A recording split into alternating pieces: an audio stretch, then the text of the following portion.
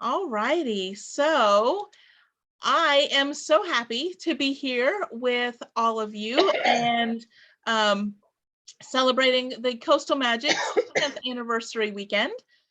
We are not at the beach, in case you maybe haven't noticed, but we are all together in our little computer boxes. So I appreciate you taking some time from your Saturday to spend with us. I get to talk about fairy tales with our lovely panelists here. So we're going to talk about, and actually it was prompted because today is National Tell a Fairy Tale Day. So I had to make sure we would have had this conversation sometime this weekend, but I wanted to make sure we did it today because it is National Tell a Fairy Tale Day. So we are now celebrating and observing National Tell a Fairy Tale Day. So I'm going to have each one of you, if you wouldn't mind, tell people who you are, what you write, and then we will get started talking about fun things. We'll start with Amalie and then work our way around. Hi, everybody. I'm Amalie Howard, and I'm going to put this screensaver on because I'm on the beach here. What do you think? Nice. Does that work? I'm like, coastal magic. Oh, there you go. Anyway. I like it. So I'm so happy to be here at Coastal Magic Virtual. I'm the author of Rules for Heiresses, which is my latest historical romance title, and also the Regency Rogue series, which is Beast of Beswick, Raquel of Roth, and the forthcoming Wolf of Westmore in the Big Duke Energy anthology next month. Very cool. Deborah? And I am Deborah Blake. I'm sitting here in upstate New York, where it is definitely not looking beach-like. I really miss coming to Coastal Magic because that's how I survive the winter, as I get my few days of warm and beach. And so I am the author of a Cozy Mystery series, starting with Forbidden Fatality. And I'm probably best known for Wickedly Dangerous, which is my series, which is based on a fairy tale. And I also write nonfiction books on witchcraft for Llewellyn and have a tarot deck and all that groovy stuff. Nice. And Amy? Let's see. I'm Amy Lane, and I guess I'm known for a Fish Out of Water series and Hedge Witches. This is the most recent release in the Hedge Witches.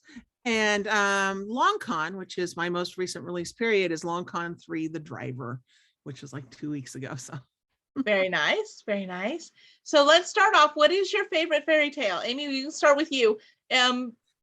Obviously we're not going to tell the whole story, but what is your favorite fairy tale and the basic idea of what the fairy tale is about?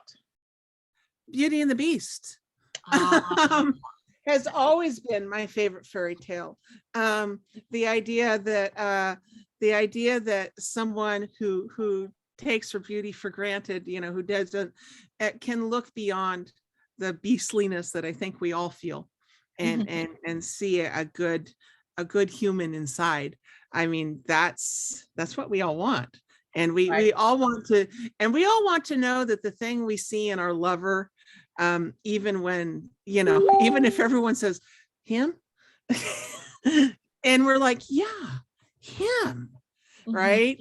I am pretty sure most people, right at the beginning of love, because there's well-meaning parents and well-meaning girlfriends, and I'm pretty sure most of us have had that moment, and that hope that yes, underneath the him is that truly noble creature that we see, very seductive and very hopeful.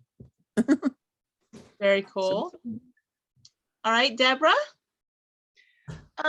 I don't know if I have a favorite fairy tale. I like some of the obscure ones, like East of the Sun and West of the Moon, which is, it's one of those things where it's about love and trust, and the lengths that we'll go to get the person that we love.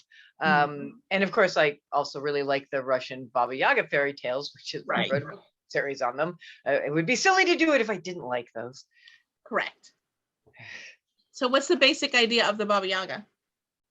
Well, the Baba Yaga, the thing that appeals to me about her is, now this is a Russian fairy tale, or some would actually say mythology. If you go back far enough, there's some question that she might have been a goddess at some point. But she is while she's a witch that is used to sort of scare children into eating their peas, eat your peas or the Baba Yaga will get you. In the stories, she was neither good nor evil. It depended on how you approached her. So that if you came to ask her for a favor or for guidance or directions, if you could meet her tests, she would help you.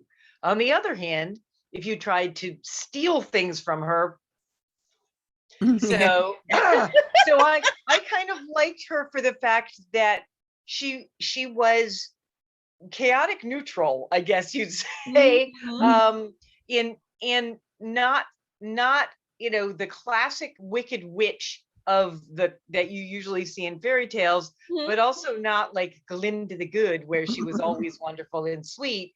Right. It depended on you. It depended on how you approached her, and I loved that idea. Gotcha. That's kind of which I am. Amalie? So my favorite is also Beauty and the Beast, mostly because it's it comes with a big library, and you know what they say about big libraries, big shoes.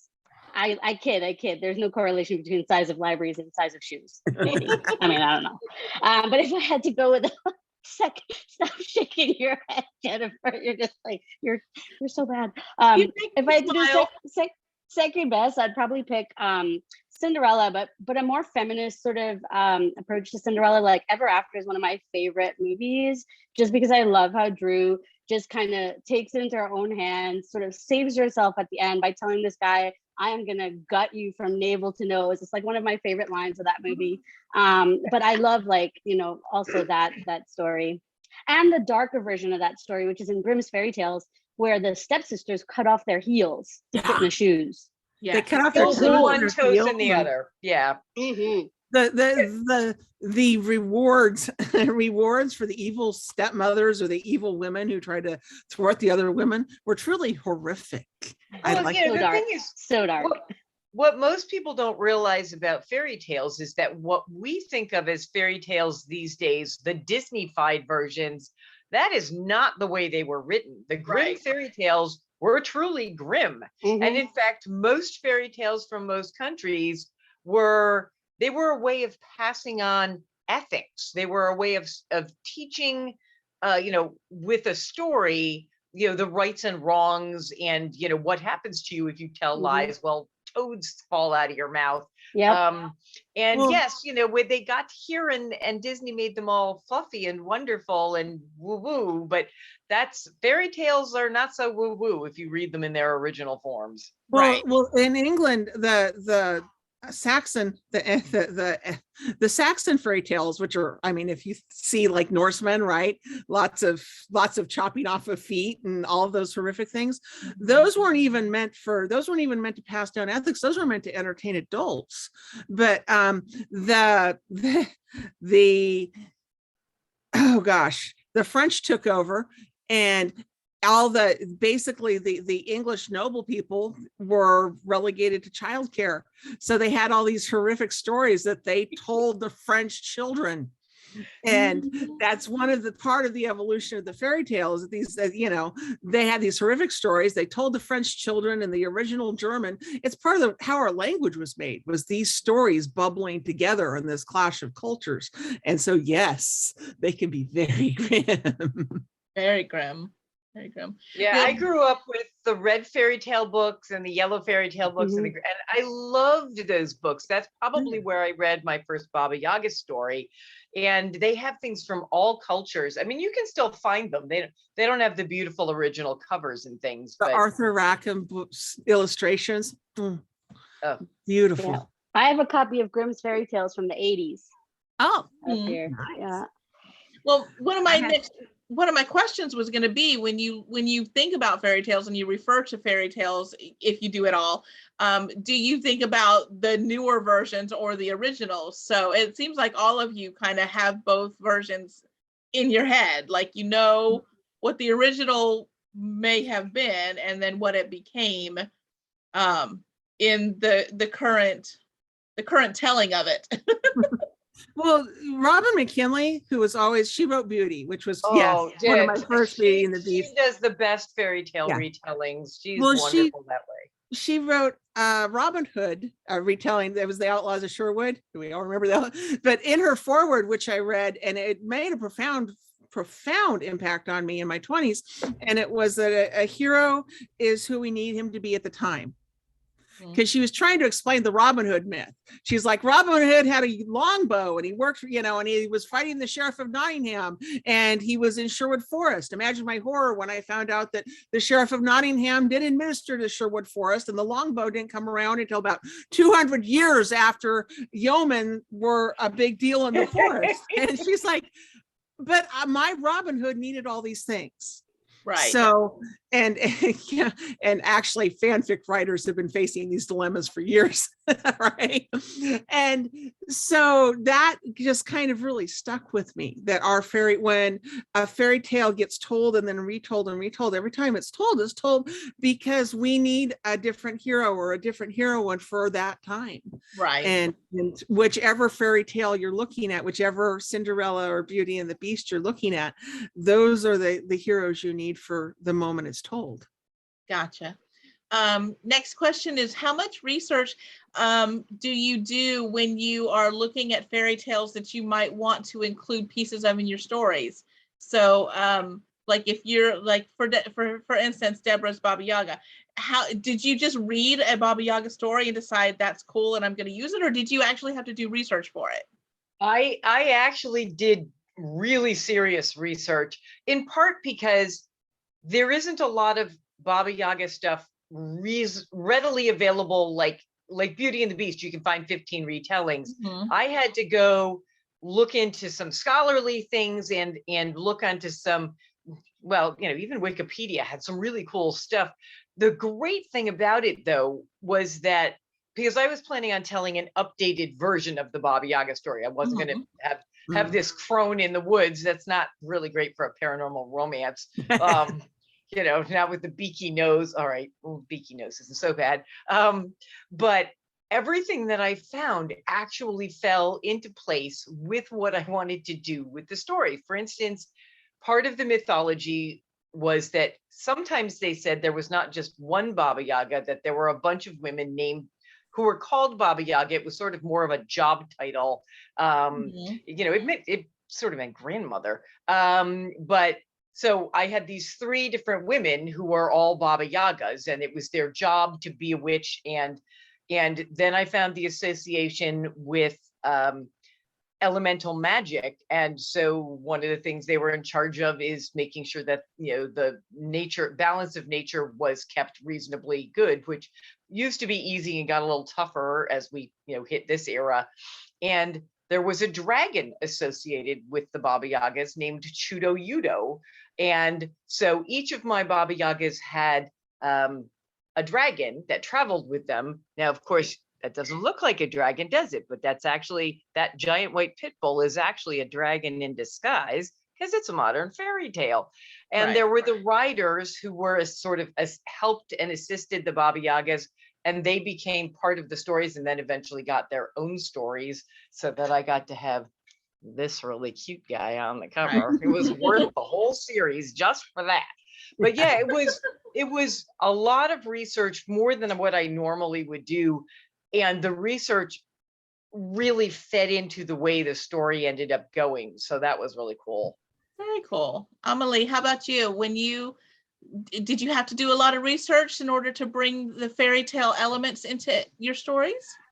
So, I mean, mine are, writing with the fairy tale retelling sort of approach is more thematic. So if you take something, Deborah mentioned it before, like if you take something like Beauty and the Beast, which has been retold so many times, you don't ever want to start and take a lot of things from the story. You want to pluck a couple, 2, 3, 4 elements that people will resonate with and pick up with that Beauty and the Beast theme in your book. So with, the retell of The Beast of Beswick, which was Beauty and the Beast meets Taming of the Shrew, my heroine meets a really surly, scarred war hero. And, he's very angry at the world, hates the world, and has closed himself off. And that's sort of the Beast element. And then, with her, she's very on the Taming of the Shrew side, which is kind of like the mashup. She's very opinionated and outspoken and wants to help her sister. So, I mean, you take little elements that I think readers will identify with and say, oh, I love that. I recognize that in the Beauty and the Beast theme. And that's how I did that. Same thing with Raquel of Roth. That was Sleeping Beauty meets As You Like It. And, you know, continuing with the fairy tale Shakespeare mashup. And same sort of thing. Like I took, for the three fairies in Sleeping Beauty, she had three friends that gave her advice and were really like kind of fluttery, and, you know, some were funny. And then another one was, you know, her awakening, I went kind of like on a sexual bent with that, as opposed to being awakened with a kiss. She's awakened by, you know, her own sort of female agency.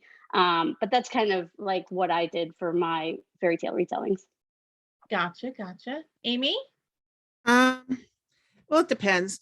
I mean, sometimes research was just getting shipped off to grandma's for 2 weeks with 2 books. I was able to bring 2 books. And so it would be the Blue Fairy book and Norse fairy tales. And I had them memorized. But odd things, let's see. For Immortal, which was a fairy tale, it was kind of like my own original fairy tale. There was the research of the Tree of Life and the different things that can mean. And a lot of my research had to do with books I had read that involved the Green Man and the forest coming to life around them, and what the forest would give and what the forest would take. For Beauty and the Beast, that story and all the permutations in it were so deeply embedded in my bones that by the time I wrote Truth in the Dark, it was just allowing, it was allowing the twist of Beauty and the Beast. Jennifer's read Truth in the Dark, but Naif, the hero, the first line in the book is, "I am not beautiful." Naif is, he is born with a club foot, and he's too proud to use a cane, so he develops a hump in his back, and he has an unfortunate bout of childhood acne, and he is bullied and terrorized in his village. And when Ari Smith, the lion, comes to visit and offers his mother and sister money so his sister can get married for just a year of Naif's time, everyone's wondering who the beauty is. And as their ship gets closer to Ari Smith's island, Naif suddenly, it's like the sailors suddenly become monkeys, and Naif becomes beautiful. And he is furious because he has devoted his entire personality to being the ugly guy in a small town, and he revels in it. He has little wooden knives that he flicks at children. He has a terrible disposition, and he enjoys being absolutely crappy to everyone he meets because they have been crappy to him first. And that discovery that he is as beautiful as the next man, and that Ari Smith knows him for all his flaws by the end of the book and still loves him. It really is, to me, it took the idea of beauty, what's the beauty and what's the beast. That Stevie Nicks song from 1,000 years ago, am I the only one who knows that song? She wrote a song called Who's the Beauty and Who's the Beast? And the last line is, would you die of grieving should I leave? And it just, knowing those stories, all of them in my bones, gave me the ability to take the story and twist it and make it my own. Right. Very cool. Very cool. What are some of your favorite fairy tale retellings that you've read from other people? Have you read anybody else that you think has done a retelling that is just really amazing? Crap, I should have looked this up for. I know, same. I'm just like, darn it. Well, the Robin McKinley one that she mentioned, yeah, Robin McKinley did a couple of really, really wonderful ones, but there are a ton of other people because I love fairy. Sorry. Nope, go ahead. Amanda Quick did Ravished, which was one of the first adaptations of Beauty and the Beast that I ever, because like you guys, she asked us for names and I went, Oh, And Mercedes Lackey is doing this whole series of fairy tale retellings, which are very wonderful. Yeah, who else? I mean, if I'd known there was a quiz, I would have studied. We're talking about all things fairy tale. Yeah, you did tell us. And I could walk upstairs and find a whole bunch of books on my shelves, I'm sure. Esther Friesner does funny things, which, I love her humorous stuff. Crap on toast. All right, you've stumped us. Do you have any favorite ones? Well, I really enjoyed Amelie's Beast of Guestwick. I liked your Baba Yaga. So, I mean, and Amy's, I just love everything Amy does. But the idea is, I've always been a fairy tale person. Like when I was in elementary school, I literally spent my summers at the school library. I would ride my bike to school in the summertime and spend the entire day in the library. Yeah, I've been reading mythology and fairy tales almost my whole life. And the idea that you can take those stories and swish them around and turn them into something new has always fascinated me, which is one of the reasons why I always like to have this discussion. When my agent and I were talking about, well, what book do we submit? What do we have you write to submit next? We both love fairy tale retellings. And she liked books that I had written before that had witches in them. And she went, well, can't you come up with a witch fairy tale retelling? And I went, well, all the fairy tales have been used so much, and the ones with witches, the witches are always horrible. And then I went, oh, wait, there's the Baba Yaga. And then I went and actually looked, and there were no books with the Baba Yaga as the protagonist, and only one that I could find with her even like as the villain. So I went, well, yay, there we go. There you go. Because I love retold fairy tales, but I didn't want to retell one that everybody had retold a million times, because I figured most of them had already done it better than I could. I didn't want to compete with that. For a while, I was trying to read every retelling of Robin Hood. Right. Which is kind of counts as a fairy tale because it's a story we've heard again and again. Right. With all the tropes. And I wanted to be the foremost authority on retellings of Robin Hood, right? Because that Robin McKinley quote had really sparked my interest. And one of the things I discovered is there was this lushly romantic one where Maid Marian was the romantic heroine, and Robin was he was not even the rogue. He was the icy, faraway nobleman who kind of seduced her. And then there was this one that was very solidly rooted in Anglo-Saxon history, where Robin was a displaced Saxon nobleman. And and he was basically fighting for the rights of the Saxon people, because after the Normans came and invaded, they lost all their land, they lost all their rights, they lost all their ranking, and I wish I could remember the name of that guy, because I love that and I would put it out. Well, there's one specifically for Robin Hood. There's one that I have on my to be read list that I have not gotten to yet. James R. Tuck is one of our featured authors. He also writes under the name Levi Black, and he wrote a book called Hood, Hood, that is his version of Robin Hood. Yes. And I can't remember if that's one of the ones that he did with Debbie Van Gagh, because they wrote a couple of books together. I don't remember if that's one that it's his own or one that he did with her, but yeah, that's it. I remember when it first came out a couple years back, it looked like a fantastic version of the story. So that might be one to add to your collection. Oh, there you go. There you go. I always felt like Robin Hood was kind of Batman's grandfather. Oh my gosh, that would be fantastic. That's a cool thought. Amalie, did you come up with one? Did you find one that you thought was good? I mean, there's a bunch of them I've read. Like most of them are YA that I read. Like Cinder, I read years ago, and it always stuck with me because that was so cool, by Marissa Meyer. Right. Probably A Court of Thorns and Roses series by Sarah J. Maas. Of course, she's such a brilliant writer. Mm-hmm. That's a Beauty and the Beast, I think. And trying to think like of, there's a couple, I think Eloisa James has one, a Beauty and the Beast retelling that's really, I read it a while ago, it's really good. Oh, yeah, she does. And Mhm. I read that and it was wonderful. Yeah, she's an incredible good. writer. Yeah, I mean, there's so many great Curse So Dark and Lovely. I think that's Bridget Kemmerer's book. Like hers is also Right. Beauty and the Beast, really good.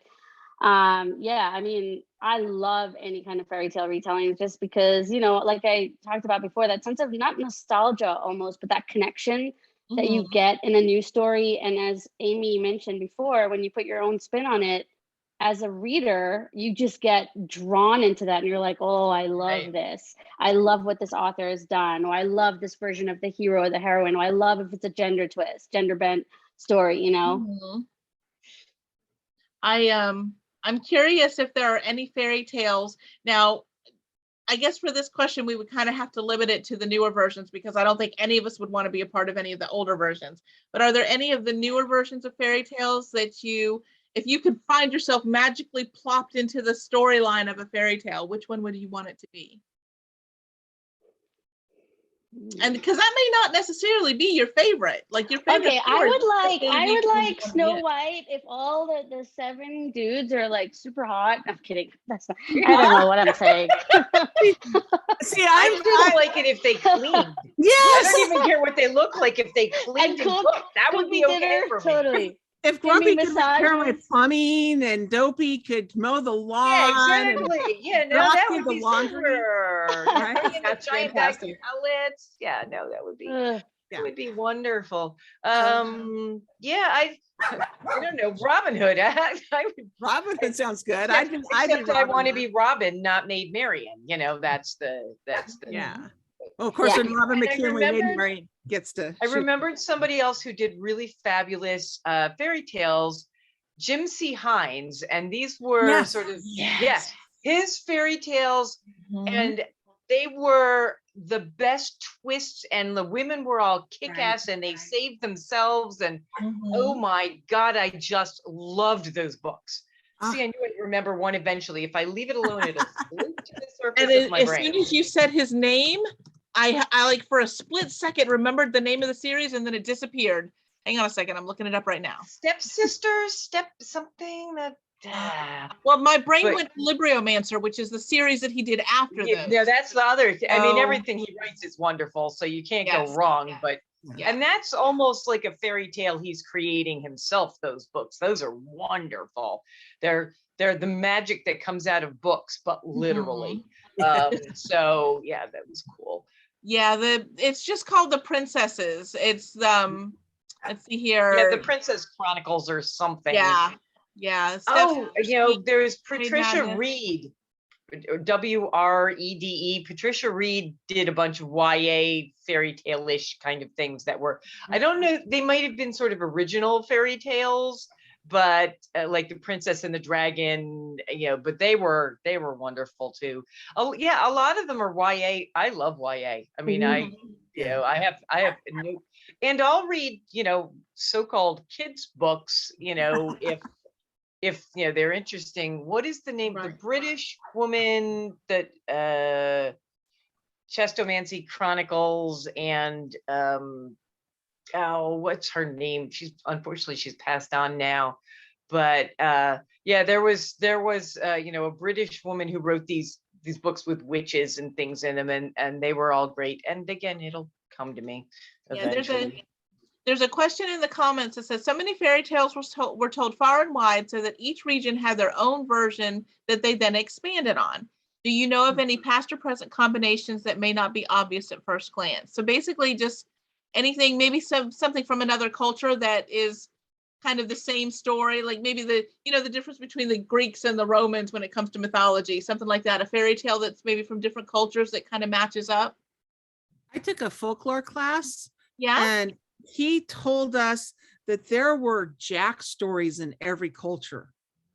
So Interesting. Jack and the Beanstalk, and there's more than one Jack story. There's, you know, a Jack and the, oh gosh, I can't even remember them, but like the Princess of the Hill of Glass. But there is a peasant who bests all the royals for the princess's hand or for whatever, just by being clever and by being sturdy and not being afraid to get things done. There has been a hero like that in every culture on earth. That's cool. Right? Well, and every culture has dragons. Their dragons aren't necessarily alike. Like the Oriental dragons bear no resemblance to the European dragons, and yet they're all dragons, which I just love that. When we talked about our dragon panel, I discovered this year that this is our 10th year and we had never had a dedicated dragon panel before. How we managed to miss that, I don't know. But this year was the first year we'd had one that was. I could have done that one too. Well, what we were talking about is just that there are so many cultures and so many societies that at the time when people were drawing on cave walls, they weren't talking to each other. They weren't hopping on a plane and traveling cross country or intercontinental at that point in time. So the idea that these peoples that were so widely spread apart could have such a recognizable mythology or story that got passed down that you could look at it and see they were talking about some sort of dragon. That to me means that there were dragons. Oh, yeah, I think so. I think so. 100%. Okay, so my next question is, what do you think are some current day fairy tales that in 100 years, people who are looking for fairy tales to retell will be retelling? Something that is a new story now, not something that's been based on a fairy tale from previously, but that in 100 years, this is the story somebody is going to be twisting and retelling in their new stories. Do you think of anything that's happening right now, anything that's out right now that has the potential to be a future fairy tale? Harry Potter? Maybe Harry Potter. I mean, there is something about that story that touched so many people, whether or not you're thrilled about its author at the moment or not. That, there's something about, the boy who has this power and, this tragic backstory. I could see that being retold. And, obviously people have done all sorts of fan fiction for it, already, I'm sure. I hate to say it, Twilight. I was going to say Jane Austen is well on her way. Oh, absolutely. Now it's 300 years down the line, and Jane Austen has become fairy tales for us. Right. But I was also going to say that there's a trope, my kids particularly hate it, but I think it's on its way to becoming a fairy tale trope. And that is, what is it? The girl who's not like other girls, which is a romance trope. But the girl who's not like other girls is becoming a fairy tale princess at this point. Interesting. Like what? What? It's kind of she wasn't like other girls. She liked to read instead of flirt with boys. She liked to, she didn't do girly things. She liked to play with the dogs or whatever. Right. But the girl who's not like other girls is becoming like Jack. Right. Oh, like Tamora Pierce's books, which are sort of a kind of a fairy tale, where she has this Alana, the girl who rode, and she disguised herself as first a page and then a knight, and did all the boy things successfully, better than any of them. Those are a great example of that kind of story, and I love this kind of story. Oh yeah. Well, I think as writers, we're writing for people who are reading through, for me, a modern lens, right? So you're going to have women, for example, who are breaking, subversive tropes of the 1800s. Right. You brought up Jane Austen before. And, as a writer of historical romance, you have to write for that person who's reading from a modern lens. Same with kids who are, girls who say they want to do different things. I mean, we're writing to support the idea that you can be anything, be anyone, do anything, kind of be the hero or heroine of your own story. And then in that sense, I feel like that hero's journey or heroine's journey is going to be that's just going to continue. And just to touch on the previous question from the chat, I grew up in Trinidad and Tobago. Our culture and folklore is very different, but similar. There's that hero's journey. There's that quest. There's that, how do you like fight against things that are dark? You brought up vampires before, our vampires are called sukunyas, and they're like, it's an old woman that turns into a ball of flame after she drinks all your blood. It's pretty scary, but yeah. But you guys do fairy tales right. But we started this at the beginning of this saying where it's a lesson, right? Fairy tales are lessons or cautionary tales to people. Don't go into the woods because the devil's going to be in there, Right. Or the Baba Yaga. Yeah, exactly. And all those themes through different cultures are pretty, they're pretty tied together. It's really interesting. Yeah, it is. Be polite to strangers because you never know what they really are. That's a theme in a bunch of fairy tales, is that, the people who are rude to the little old lady by the side of the road, turns out later she wasn't just a little old lady. So. Right. She's the crone, or like somebody, you call her whatever you want. It's like, she has some power. But also don't tell them that your grandma's home alone. So don't be rude to them, but don't give them too much information either. Right. My grandma has a big cauldron. She will cook your bones. Right. That's fantastic. All right, so looks like we're getting close to the end of time. Let's see here. I want to make sure that I might actually have time to do one more question, but before we finish up, let me give everybody a chance to talk about books that they have of their own that are fairy tale related in any way. And then I'll ask my last question and then we'll wrap up with where people can find you online. So Amy, if people are looking for fairy tale retellings in your work, what are they going to look for? They're going to look for Truth in the Dark, okay, which is Beauty and the Beast, Hammer and Air, which is Snow White, Rose Red. Speaking of research, I had to research how to tan leather. Deer brains. Now you know. Apparently it's a formula that every animal has enough oil in their brains to tan their entire body. I'm like, I do have. Good to know. I know, right? Now you can all. We've learned something here today. It's educational. Right. And also Immortal, which warning about Immortal is that Immortal has it has a fairy tale ending, which means it's not happy ever after. Yeah. Because a lot of old fairy tales did not end well. Right. So yeah. Okay, Amalie. So I mentioned the Beast of Beswick. My video is not switched the right way, so it looks reversed. But Beast of Beswick is Beauty and the Beast meets Timmy the Shrew, and Raquel of Roth is Sleeping Beauty meets As You Like It. They actually look right to us. They're facing the right way for us. Yeah, awesome. I don't understand this whole thing.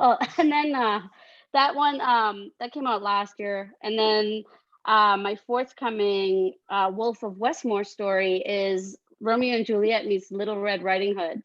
And that's in the Big Duke Energy, as I said, anthology coming out next month that I'm super excited about. Yay! How do you choose which stories to mash up? Like what are you looking for to be able to say this one's going to go with this one and put them together? That's a great question, because the Beauty and the Beast, Taming of the Shrew was sort of like a collaboration with my editor, and we kind of came up with like, but how do we make the version of Belle just really shrewy and opinionated and strong and like over the top almost. I know there's somebody at the Coastal Magic who's like, she's like, I know she has pretty strong opinions about her not being a shrew, but yeah, anyway, I'm sorry. But like when I was thinking of like the Wolf of Westmore, I knew it was going to be like a Little Red Riding Hood sort of fairy tale because Wolf of Westmore. And then I was like, well, what Shakespearean play would be the best for it? And I kind of was like, okay, can I do two families that are have been warring for centuries, and have a little bit of like back and forth there? And that's how those two ended up being mashed up. I mean, I read a ton of I didn't read the whole plays. I cheated and cliff noted myself, but because I had to look at what themes would work well with the fairy tale story that I was more familiar with. Raquel of Roth is actually harder to mash up, and the Sleeping Beauty As You Like It, because it was a different Shakespearean play at first, and then it got to, where you have like Rosalind and, the hidden identity, and they hid in the woods Right. and pretended to be, guys. So yeah. Very cool. Very cool. Right before we get to Deborah, let me read you this comment from the comments here. Oh, get back here. Getting back to what Amy said about the girl that's not like the other girls. I said, I think the not like the other girls trope is twofold. It encourages girls to do what they love and love what they do and not conform to the stereotypes. But it also could shame girls who genuinely love the stereotypical girly things. I think like any trope, in the right hands, it's a good result or a bad one. I agree. I agree. I didn't want to go too much into that because it can get very political, but I do agree that the girl that's not like other girls, and like so many things, that if it's done wrong, it can be harmful, but if it's done right, it can be very, very good. Fantastic. Okay, so Deborah, we know about your Baba Yaga. Are there any of your other books that have fairy tales in them? Really just the whole Baba Yaga series, and then the Broken Rider series, which is an offshoot of that. I mean, I do have the Veiled Magic series, which has witches in it, but it's not based on a fairy tale. It's based on real witches, except more of an urban fantasy, like slightly altered world, kick-ass kind of thing. Because what's the point of writing a heroine if you can't have her kick a little ass? Right. Amen. All right. So that's actually going to take us to where we need to start to wrap up. So let's go with Amy. And why don't you let people know what you've had come out recently, what you've got coming up, any plans that you have to be appearing anywhere, and how to find you online to learn more about your stuff. Well, let's see. I just had the book and now I put it down somewhere. My last Hedwigers book just came out in January. The third book of The Driver came out 2 weeks ago. Constantly Cotton is coming out April 5th. For those of you who like fish out of water, there's one of those coming probably around August, September. So cool. Yay, fish. And also The Suit is coming out very soon.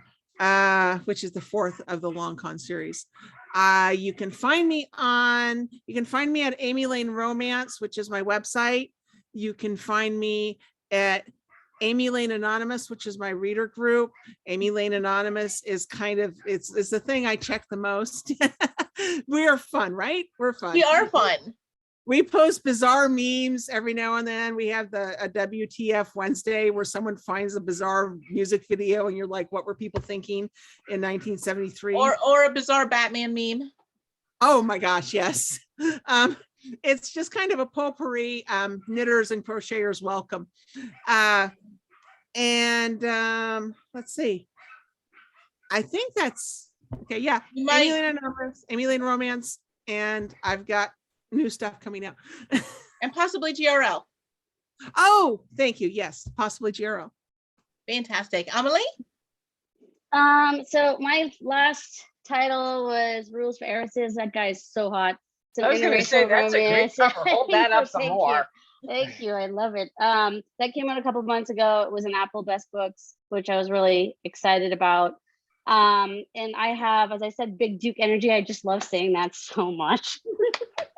Big Duke Energy. Tell me what Duke Energy is. What is that? So Big Duke Energy is an anthology with Kerrigan Byrne, Christy Caldwell, Jan McGregor, and Stacey Reed, and myself, with 5 stories. And we're really excited about it. It comes out next month. And like I said, The Wolf of Westmore's in there. I've been getting so many letters about where is Westmore's story? I need it. So anyway, that's coming out next month.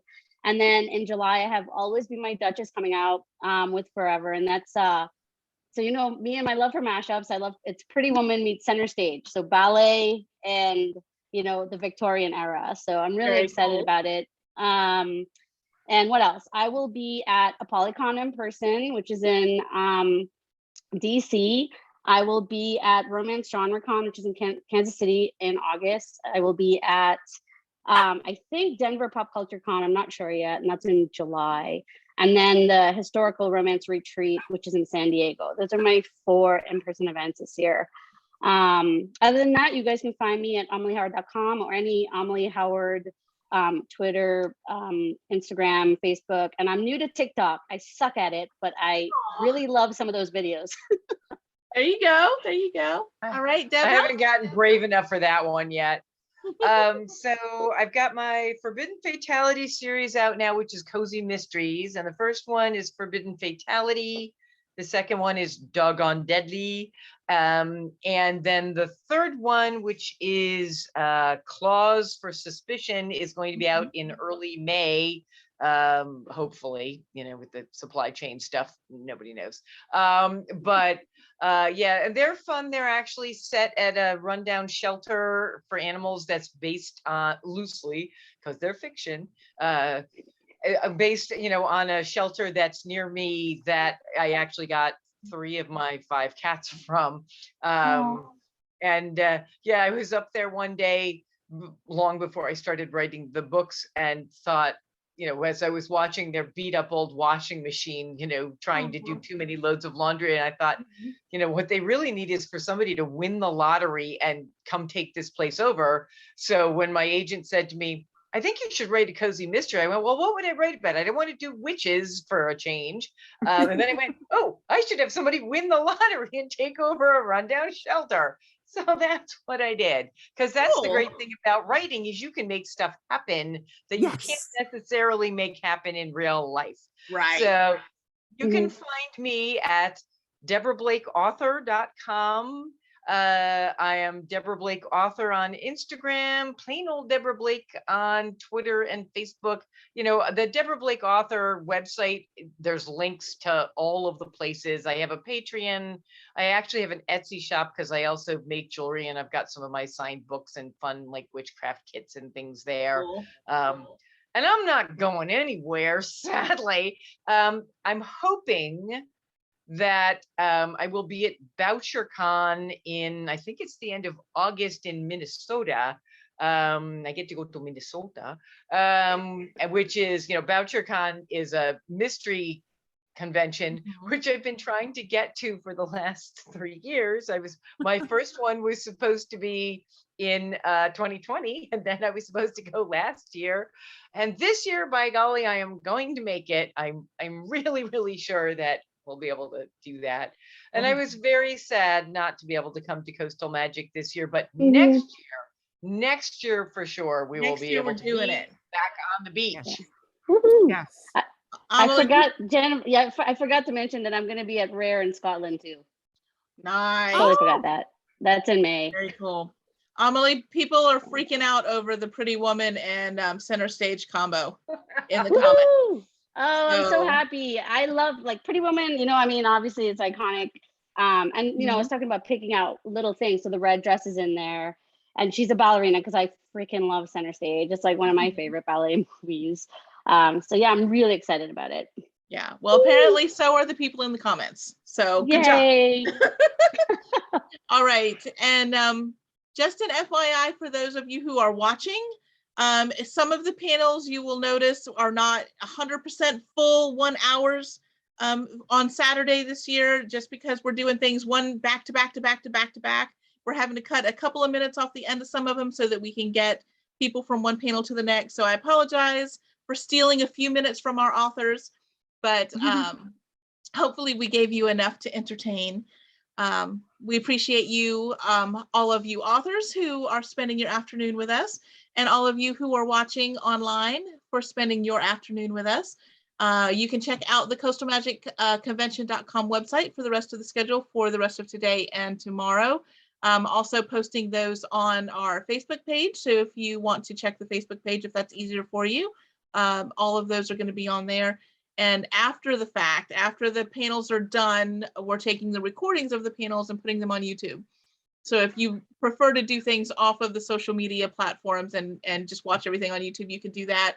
The only drawback there is that it's not live. It's going to be after the fact. So at least there is that option for those of you who want to do that. So again, thank you so much, all of you. I appreciate you. And I will catch you later for some more fun things for our Coastal Magic 10th anniversary weekend. Bye, guys. Thank you. Bye. Thanks so much. Bye.